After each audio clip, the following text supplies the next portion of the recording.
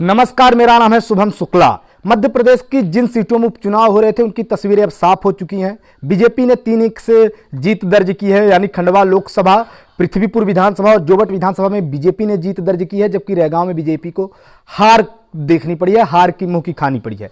तो मैंने कल आपको रैगांव में बीजेपी की हार का कारण और जोबट में बीजेपी की जीत का कारण बताया था। आज मैं विश्लेषण करूंगा कि आखिर पृथ्वीपुर जो कांग्रेस का गढ़ था, ऐसे क्या कारण थे जो कांग्रेस हार गई, ऐसे क्या कारण थे जो बीजेपी ने कांग्रेस के मजबूत किले पर सेंधमारी कर दी, जीत दर्ज कर ली। तो पृथ्वीपुर के इतिहास में थोड़ा सा चलते कि पृथ्वीपुर का इतिहास क्या रहा है, पृथ्वीपुर का इतिहास क्या रहा है। तो पृथ्वीपुर सीट तो 2008 से आई। बेसिकली पहले यह निवाड़ी विधानसभा के अंतर्गत आती थी। निवाड़ी जो टीकमगढ़ विधानसभा में था पहले, और पहले टीकमगढ़ जिले का हिस्सा भी था। 2018 में निवाड़ी टीकमगढ़ से अलग होकर अलग जिला बन गया। खैर, वो अलग प्रकरण है। अपन बात करते हैं निवाड़ी की। तो निवाड़ी के अंतर्गत पृथ्वीपुर 2008 में बना, उसके पहले यह निवाड़ी में आता था। और कांग्रेस के जो दिग्गज नेता थे बृजेंद्र सिंह, वो पहले निवाड़ी से लड़ते थे। तो पृष्ठभूमि में चलते हैं कि बृजेंद्र सिंह कब से चुनाव जीत रहे थे, बृजेंद्र सिंह का क्या यहां पे वर्चस्व था। तो बृजेंद्र सिंह राठौर 1993 में निर्दलीय चुने गए थे विधायक निवाड़ी से।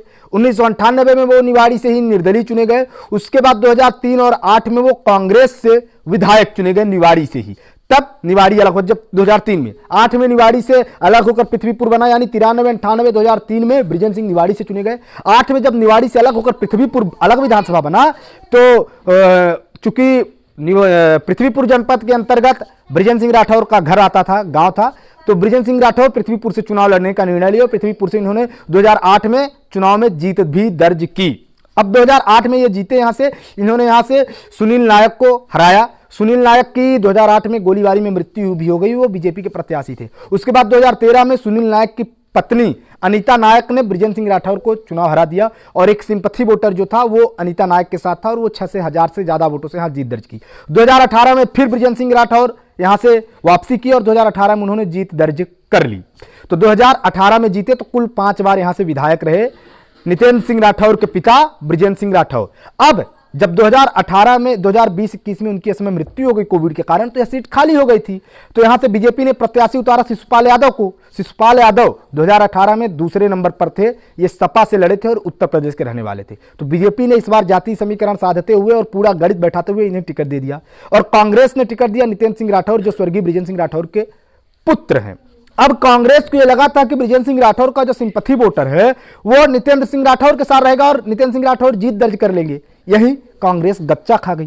कांग्रेस को ओवर कॉन्फिडेंस था, और यही वजह थी कि मात्र एक बार कांग्रेस के जो पूर्व मुख्यमंत्री हैं, मध्य प्रदेश के पूर्व मुख्यमंत्री कमलनाथ, मात्र एक बार पृथ्वीपुर में विधानसभा चुनाव का प्रचार करने गए थे। मात्र एक बार वो वहां गए थे, उसके अलावा वो नहीं गए। वहीं शिवराज सिंह चौहान 7 बार टोटल रैलियां किए, और जो यहां का डोमिनेटिंग वोटर रहा है कुशवाहा और अहिरवार, उनके घर घर जाकर खाना भी खाए। आपको यहां पे बता दूं कि 4 जातियां डोमिनेटिंग रही हैं, ब्राह्मण, इसके अलावा कुशवाहा, अहिरवार और यादव।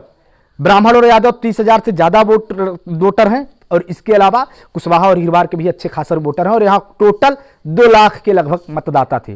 तो अंतिम समय पर जो, यानी चुनाव के वोटिंग के 2 से 3 दिन पहले तक जो घर घर घूमे थे मुख्यमंत्री शिवराज सिंह चौहान, अहिरवारों को रिझाने का प्रयास कर रहे थे, वो वोटर आखिरकार स्विंग हो गया और वो बीजेपी की तरफ झुक गया। यही वजह है कि बीजेपी यहां 15,000 से ज्यादा वोटों से जीत गई।